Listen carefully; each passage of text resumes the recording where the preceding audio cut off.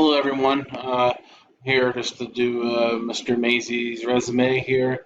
The first thing I noticed here is his name's not really at the top of the list, so I don't know exactly where, or whom this is. Like all I see is, the and who, education and GPA, which is great. It's a 3.0, but it's still, I don't know who this is when I look at his resume.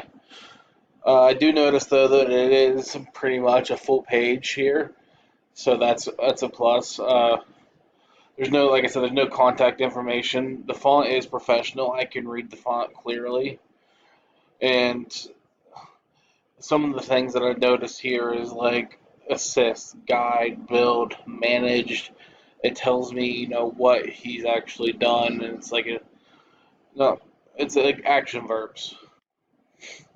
Uh, the next thing I want to say, I mean, he has great leadership activities and memberships. He's been a part of a lot of things, and his work experiences. He worked with Primetime Tickets in Pittsburgh and Fresh from the Farm Juices.